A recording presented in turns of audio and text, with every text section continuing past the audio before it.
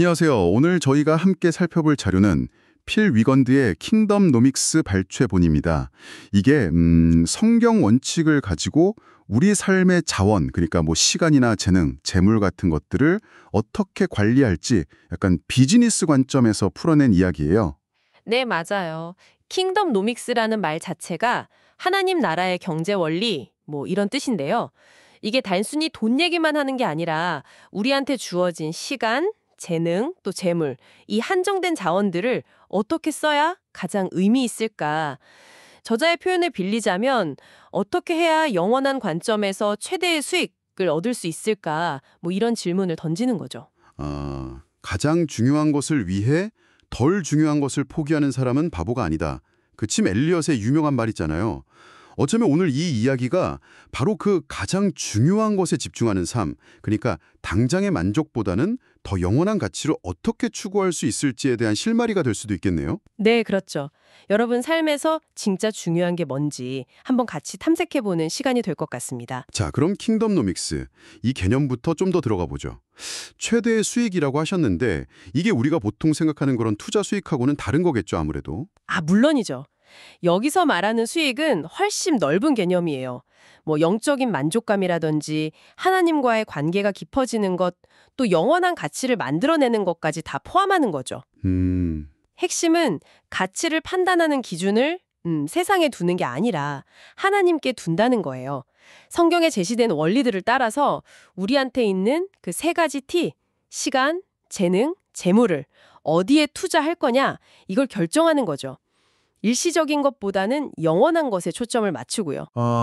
그 책에서 시간을 매일 한 조각씩 줄어드는 빵에 비유했던데 그게 참 뭐랄까 와닿더라고요. 맞아요. 정말 그렇죠. 시간이라는 게 그냥 흘러가 버리니까요. 그래서 매 순간 선택하는 게 중요해지는 거예요. 이 시간을, 이 재능을, 이 돈을 그냥 내 만족을 위해 쓸 건가, 아니면 영원한 가치를 위해 심을 것인가. 그래서 그 자료에서 우리 수표장, 그러니까 돈을 어디에 쓰는지가 우리 마음이 어디로 향하는지 보여주는 중요한 선행지표가 될 수 있다고 하는 거군요. 네, 바로 그거죠. 고린도후서에도 비슷한 말씀이 있잖아요. 보이는 것은 잠깐이지만 보이지 않는 것은 영원하다. 바로 그 영원한 관점을 갖자는 거예요. 근데 사실 말이 쉽지 이런 관점을 갖는 게 세상은 계속 다른 걸 중요하다고 이야기하잖아요. 그렇죠. 그래서 저자는 이 킹덤 노믹스를 실천하려면 두 가지 전제가 꼭 필요하다고 강조해요. 첫째는 세상과는 다른 우선순위를 가져야 한다는 거예요. 성경에 나오는 좁은 길 비유처럼요. 대부분 가는 넓고 편한 길이 아니라 좀 다른 길을 가겠다는 결단이 필요하다는 거죠. 좁은 길? 그리고 둘째는 오직 하나님만이 내 삶의 주인이다. 이걸 인정해야 한다는 겁니다. 예수님도 그러셨잖아요. 하나님과 재물을 같이 섬길 수는 없다고. 재물 자체가 나쁜 건 아니지만 그게 하나님의 자리를 대신 차지하게 되면 그게 문제가 된다는 거죠. C.S. 루이스 말도 인용했던 것 같아요. 천국을 목표로 하면 세상을 덤으로었지만 네, 맞아요. 세상을 목표로 하면 둘 다 놓친다. 결국 비슷한 맥락이죠. 일시적인 만족 대신에 영원한 가치를 선택하겠다는 의지. 내가 뭔가 의미 있는 차이를 만들고 싶다. 이런 마음가짐이 킹덤노믹스의 시작이라고 할 수 있겠네요. 저자가 사람들을 세 유형으로 나누는 것도 흥미로웠어요. 하나님과 자원의 관계를 어떻게 설정하느냐에 따라서요. 동그라미 두 개로 설명했죠. 하나님 원이랑 자원 원. 네. 첫 번째가 세상 중심적 신자예요. 이분들은 하나님과 자원을 그냥 별개로 봐요. 두 원이 그냥 떨어져 있는 거죠. 자원은 주로 자기 자신, 가족의 안락이나 즐거움을 위해서 쓰고요. 근데 문제는 정작 본인이 이게 왜 문제인지 잘 모를 수 있다는 거예요. 약간 물질주의에 익숙해져서 그럴 수도 있겠네요. 그렇죠. 자료에서도 빌립보서 말씀을 인용하면서 땅의 일만 생각한다고 지적하는데요. 실제로 미국 통계를 보면 교인들 헌금 총액이랑 사람들이 애완동물한테 쓰는 돈이 비슷하다거나 교인의 절반 이상이 헌금을 거의 안 한다는 그런 조사 결과도 있더라고요. 허허, 참. 그럼 두 번째 유형은요. 기독교 자선가라고 했던 것 같은데? 네, 이분들은 하나님께 받은 복의 일부를 돌려드리는 걸 약간 의무나 책임처럼 생각해요. 세금 내듯이요. 하나님 원이랑 자원원이 일부 겹치기는 하는데 여전히 분리된 부분이 많은 거죠. 그러니까 기쁨으로 하기보다는 이 정도는 해야지 하는 마음이 좀 더 클 수 있다는 거군요. 그럴 수 있다는 거죠. 아까 말씀드린 바나 리서치 조사에서 기독교인 평균 기부율이 소득의 2% 정도라고 나왔다는데 물론 단정할 순 없지만 혹시 이런 의무감에서 오는 최소한의 행동을 반영하는 건 아닐까 뭐 그런 생각을 해볼 수 있다는 거예요. 마지막 유형이 이제 킹덤 투자자군요. 이 사람들은 어떻게 다른가요? 이분들은 판정 자체가 완전히 달라요. 자원 원 전체를 하나님 원 안으로 가져오는 거예요. 그러니까 내가 가진 모든 것, 시간, 재능, 돈 이게 다 내 것이 아니라 하나님이 잠깐 맡기신 거다. 이렇게 생각하는 거죠. 그리고 이걸 하나님의 영원한 목적을 위해서 써야 한다고 믿고요. 아, 그럼 단순히 돈을 기부하는 걸 넘어서겠네요. 훨씬 넘어서죠. 자신의 시간과 재능까지도 어떻게 하면 가장 효과적으로 하나님 나라를 위해 투자할 수 있을까? 이걸 전략적으로 고민하고 또 그 과정 자체에서 기쁨을 느끼는 사람들이에요. 마태복음에 나오는 그 밭에 숨겨진 보물을 발견하고 자기 전 재산을 팔아서 그 밭을 사는 사람 비유가 생각나네요. 네, 정확해요. 아니면 그 달란트 비유 있잖아요. 주인이 맡긴 돈을 가지고 열심히 장사해서 이윤을 남긴 종들처럼요. 이 사람들은 하늘의 것에 마음을 두고 살아가요. 하나님과 함께 일한다는 그 즐거움, 또 하늘에 쌓일 보상을 기대하면서요.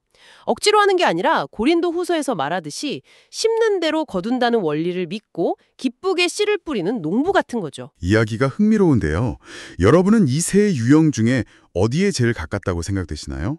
내 시간, 재능, 재물을 쓰는 방식에 과연 기쁨과 뚜렷한 목적의식이 얼마나 담겨 있는지 한번 돌아볼 필요가 있겠습니다. 네, 그렇죠. 저자 자신의 경험 이야기도 나오잖아요. 처음부터 킹덤 투자자는 아니었다고요. 아버지한테 젖소 이론이란 걸 배웠다는데 이게 뭐죠? 아, 그건 쉽게 말하면 복리 투자 개념이에요. 젖소에서 우유 수익이 나오면 그걸로 또 다른 젖소, 수익 창출 자산을 사서 부를 계속 불려나가는 거죠. 저자도 젊었을 때는 이게 삶의 목표였다고 해요. 돈 버는 것 자체가요. 그런데 그 과정에서 뭔가 좀 깨달음이 있었나 보네요. 네. 돈이 많아질수록 자기 마음속에 탐욕이나 이기심 같은 게 같이 커지는 걸 느꼈다는 거예요. 전도저 말씀처럼 돈을 사랑하는 자는 돈으로 만족하지 못한다는 걸 직접 경험한 거죠. 아, 돈을 사랑함이 일만 악의 뿌리라는 말도. 그렇죠. 디모데전서 말씀이죠. 그러면서 스스로에게 질문하게 된 거예요. 내가 도대체 왜 이렇게 더 많은 돈을 원하는 걸까 하고요. 그러다가 빌리 그레이엄 목사님 설교를 듣고 확 바뀌게 된 거군요. 네, 그게 결정적인 계기가 됐죠. 영원의 관점에서 삶을 다시 보게 된 거예요. 그래서 이전까지 중요하게 생각했던 가치들을 내려놓고 하나님과의 관계를 가장 중요하게 여기기로 결심합니다. 그러면서 돈에 대한 생각도 완전히 뜯어 고치게 되고요. 누가복음 말씀, 사람의 생명이 그 소유에 넉넉한 데 있지 않다는 걸 깨닫고 네, 그리고 가장 핵심적인 질문, 내 삶의 진짜 주인은 누구인가? 이걸 스스로에게 던진 거죠. 마태복음 6장 24절 말씀처럼요. 하나님이냐 만몬이냐 그 선택의 문제군요. 만몬이 꼭 돈만 뜻하는 건 아니라고 했죠. 그렇죠.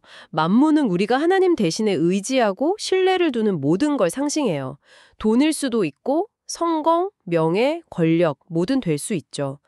저자는 이 둘 사이에서 분명하게 선택해야 한다고 강조해요. 여호수아가 이스라엘 백성들한테 너희가 섬길 자를 오늘 택하라고 했던 것처럼요. 중간은 없다는 거죠. 여기서 스펀지 비유가 나왔는데 이게 참 인상 깊었어요. 아, 네. 우리 마음이 스펀지 같아서 주변 환경에 있는 걸 그대로 빨아들인다는 거잖아요. 세상의 가치관이나 미디어가 쏟아내는 메시지 같은 저자의 표현대로라면 더러운 물을 계속 흡수하면 우리 마음도 그렇게 오염된다는 거죠. 그래서 의식적으로 하나님의 말씀이라는 생명의 물을 계속 흡수하려고 노력해야 한다는 거예요. 결국 마음을 무엇으로 채우느냐가 삶의 방향을 결정하니까요. 이런 큰 깨달음을 얻었는데 그 뒤에 또 시련이 왔다고요? 전립선암 진단. 네, 정말 큰 위기였죠. 그런데 저자는 그 두려움 속에서도 믿음을 놓치려고 했었던 경험을 나눠요. 크라이스트라는 단어의 각 철자에다가 성경 구절이나 하나님의 약속들을 연결시켜서 계속 되뇌었다고 하더라고요. 아, 예를 들면 C는 뭐 동행하심, 컴패니언십, H는 호프 이런 식으로요? 네, 맞아요. 뭐 구체적인 내용보다는 그런 과정을 통해서 삶의 목표가 완전히 바뀌는 경험을 했다는 게 중요한 것 같아요. 이전에는 자기 만족을 쫓았다면 이제는 하나님을 기쁘시게 하는 삶으로, 또 내 힘으로 뭔가를 하려고 했다면 이제는 믿음으로 사는 삶으로, 받기만 하던 삶에서 주는 삶으로요. 그렇게 변화될 수 있는 힘, 그걸 저자는 킹덤 파워라고 부르던데 이건 어디서 오는 건가요? 그건 성령님에게서 온다고 말해요. 우리 안에 계시는 성령님이 우리를 변화시키는 동력이라는 거죠. 그 과정을 3단계로 설명하는데 적시고, 심고, 흐르게 하라예요. 적시고 심고 흐르게 하라. 첫째는 하나님의 말씀에 우리 마음과 생각을 푹 적시는 거예요. 말씀으로 흠뻑 젖는 거죠. 둘째는 그 말씀을 성령님께 심는 겁니다. 말씀을 외우고 깊이 생각하는 거죠. 셋째는 그러면 성령님께서 우리 안에서 자연스럽게 흘러 넘쳐서 변화와 능력을 만들어내신다는 거예요. 오, 마치 믹서기 비유 같네요. 좋은 재료, 말씀을 넣고 성령님이 돌려주시면 역사, 새로운 결과물, 변화된 삶이 나오는. 네, 비슷한 비유죠. 저자가 실제로 교통사고 후에 엄청 아팠을 때 예전에 외웠던 성경 구절들을 떠올리면서 성령님이 주시는 위로와 힘, 일종의 플로백을 경험했다는 이야기도 나오고요. 아, 역대야 말씀이었나요? 하나님께서 온 땅을 두루 살피시면서 네, 맞아요. 마음을 다해 하나님께 향하는 사람들에게 능력을 베푸신다는 그 말씀요. 결국 성령님의 도움이 없으면 우리가 아무리 좋은 뜻을 품어도 배터리 없는 손전등처럼 세상을 밝힐 힘이 없다는 걸 강조하죠. 이런 내적인 힘 외에도 킹덤 노맥스를 살려면 새로운 태도가 필요하다고도 하던데요. 어떤 태도들을 말하는 건가요? 여러 가지가 나오는데 몇 가지만 들어보면요. 내 뜻대로 하려는 게 아니라 하나님의 뜻에 복종하려는 마음. 또 세상 방법을 따르기보다 하나님의 말씀을 따르고자 하는 갈망. 눈앞의 것만 보지 않고 영원을 생각하는 마음가짐. 다른 사람을 향한 사랑과 연민. 어려운 상황에서도 감사하는 태도. 또 환경에 흔들리지 않는 만족감. 그리고 하나님이 일하실 것을 기대하는 믿음. 이런 것들이죠. 와, 정말 많은데요. 이런 태도들이 그냥 마음속에만 머물러선 안 될 것 같아요. 뭔가 구체적인 계획으로 이어져야 할 텐데. 맞습니다. 그래서 저자가 킹덤 투자 계획이 중요하다고 강조하는 거예요. 먼저는 하나님이 나를 향해 어떤 목적과 계획을 가지고 계신지, 또 나에게 어떤 특별한 재능과 은사를 주셨는지 발견하는 게 중요하다고 말해요. 예레미야서나 에베소서 말씀처럼요. 나만의 계획을 발견하는 거군요. 네. 그리고 그 나만의 계획이 예수님이 모든 제자에게 주신 그 사명, 지상명령과 어떻게 연결될 수 있는지를 고민해야 한다는 거죠. 존 웨슬리의 그 유명한 말도 인용했죠. 벌 수 있는 만큼 벌고 저축할 수 있는 만큼 저축하고 줄 수 있는 만큼 주라. 네, 그 원칙이랑 예수님의 지혜로운 청지기 비유를 함께 이야기하면서 우리가 이 땅에서 쓰는 재물을 가지고 영원한 가치를 위해 투자하라고 권면해요. 특히 저자는 살아있을 때 주는 것, giving while living을 되게 강조하더라고요. 아, 나중에 유산으로 남기는 것보다 지금 주는 게 더 의미 있다는. 그렇죠. 그냥 미래에 얼마를 기부하겠다는 약속보다는 지금 당장 도움이 필요한 곳을 주고 또 그 열매를 내 눈으로 직접 보면서 기쁨을 누리는 게 훨씬 더 값지다고 이야기해요. 킹덤 노믹스를 실천하면 뭐랄까 그냥 좋은 일 했다는 뿌듯함 말고 또 다른 경험도 하게 될까요? 저자는 물질적인 풍요와는 좀 다른 종류의 더 풍요로운 경험을 하게 된다고 말해요. 예를 들면 하나님 말씀대로 순종했을 때 생각지도 못한 방식으로 필요가 채워지는 경험 같은 거요. 저자 본인도 세금 환급받은 일화를 들려주던데 그런 걸 통해 새로운 차원의 기쁨을 맛본다는 거죠. 오, 신기하네요. 그리고 또 하나는 탐욕이나 자기중심적인 생각에서 벗어나서 새로운 자유를 누리게 된다는 거예요. 세상적인 것에 나를 소모시키는 게 아니라 그리스도를 위해서 기꺼이 나를 소모하는 삶을 살게 된다는 거죠. 성경에 나오는 아브라함이나 욥, 다윗, 바울 같은 사람들처럼요. 빌립보서에서 바울이 고백했던 것처럼 뒤에 있는 건 잊고 앞에 있는 목표를 향해 달려가는 그런 삶이군요. 네, 바로 그거죠. 그런 삶이 결국 의미를 향한 길로 이어진다고 보는 거예요. 의미를 향한 길. 네, 우리가 점점 그리스도를 닮아가면서 세상을 향한 그분의 마음을 품게 되고 하나님이 뭘 기뻐하시는지 더 잘 알게 된다는 거죠. 신학자 프레더릭 비크너가 말했듯이 나의 깊은 기쁨과 세상의 깊은 필요가 만나는 곳, 바로 거기가 내 소명의 자리라는 걸 발견하게 된다는 겁니다. 달란트 비유처럼 맡겨진 자원을 잘 활용해서 하나님 나라에 임팩트를 주는 삶이네요. 맞습니다. 이를 위해서 저자가 킹덤 로지스틱스라는 표현을 써요. 이게 뭐냐면 마치 군대에서 작전을 짜듯이 하나님의 큰 계획 안에서 내 역할과 내가 가진 자원들을 어떻게 가장 효과적으로 배치하고 활용할지 전략적으로 생각하는 거예요. 결국은 이 모든 게 영원한 배당금에 초점을 맞추는 거네요. 네, 그렇죠. 영화 글래디에이터 대사처럼 우리가 지금 행하는 일은 영원에 메아리 친다. 킹덤 노믹스는 바로 그 관점이에요. 우리의 지금 선택과 행동이 영원한 결과를 낳는다는 믿음이죠. 이 땅에서의 삶이 전부가 아니라 보이지 않는 영원한 실제, 하늘의 영역이 존재하고 우리의 진짜 시민권은 거기에 있다는 거예요. 그렇기 때문에 우리가 무슨 동기로 행동하는지가 중요하고 보물을 땅에 아니라 하늘에 쌓아두라는 거죠. 근데 보물을 하늘에 쌓는다는 게 조금 막연하게 느껴질 수도 있을 것 같아요. 구체적으로 어떻게 하라는 걸까요? 그게 결국은 믿음으로 사는 것을 의미해요. 히브리서 말씀처럼요. 눈에 보이는 현실 너머에 있는 보이지 않지만 영원한 가치를 바라보는 거죠. 예수님의 지혜로운 청지기 비유가 힌트를 주는데요. 아, 그 불의한 재물로 친구를 사귀라는 말씀. 네, 그 불의한 재물, 즉 세상 재물을 가지고 영리하게 영원을 위해서 투자하라는 의미로 해석할 수 있어요.